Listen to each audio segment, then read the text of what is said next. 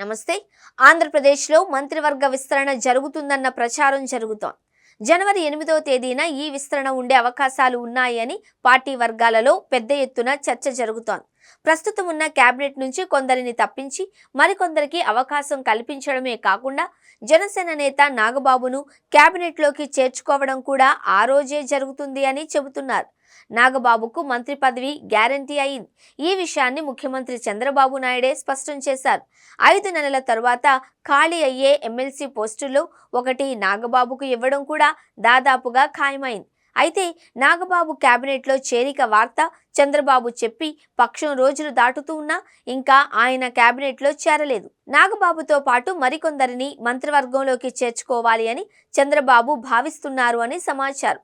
ప్రస్తుతం కేబినెట్లో 25 మంది ఉన్నప్పటికీ 4-5 ప్రస్తుత మంత్రివర్గ సభ్యుల విషయంలో చంద్రబాబు అసంతృప్తిగా ఉన్నట్లు సమాచారం.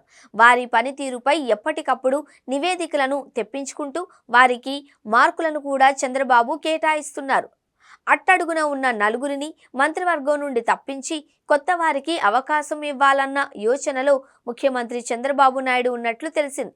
మంచి మార్కులు పొందిన వారిలో పవన్ కళ్యాణ్, నాదెండ్ల మనోహర్, నారా లోకేష్, అనిత, నారాయణ, గొట్టిపాటి రవికుమార్ వంటి వారు ఉన్నారు. అయితే మిగిలిన వారిలో మరీ వీక్గా 4 ఉన్నట్లు చెబుతున్నారు. 2024లో కూటమి ప్రభుత్వం గెలిచిన తర్వాత చంద్రబాబు ఈసారి సీనియర్ నేతలను పక్కన పెట్టారు.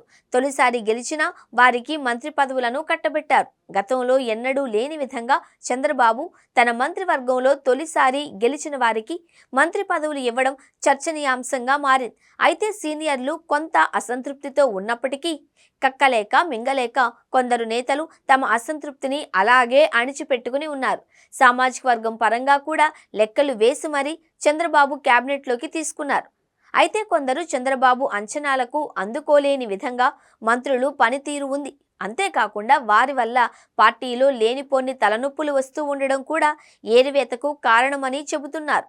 జిల్లాల్లో నేతలను సమన్వయం చేసుకోలేకపోవడంతో పాటు తమకు కేటాయించిన శాఖలపై పట్టు సాధించకపోవడంతో పాటు అధికార యంత్రాంగంపై కూడా గ్రిప్ లేకపోవడం కూడా చంద్రబాబు మంత్రులను తీసివేయడానికి కారణమని చెబుతున్నారు.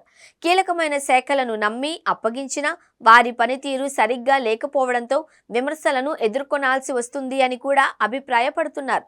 అయితే ఏడాది కూడా గడవక ముందే పనితీరును ఎలా బేరీజు వేస్తారన్న ప్రశ్నలు వినపడుతున్నాయి. అయితే మంత్రులను తొలగించకపోతే మిగిలిన వారిలో భయం ఉండదు అని, ప్రభుత్వంపై వస్తున్న విమర్శలకు కూడా కొందరు స్పందించకపోవడంపై కూడా చంద్రబాబు అసహనంగా ఉన్నట్లు తెలుస్తోంది.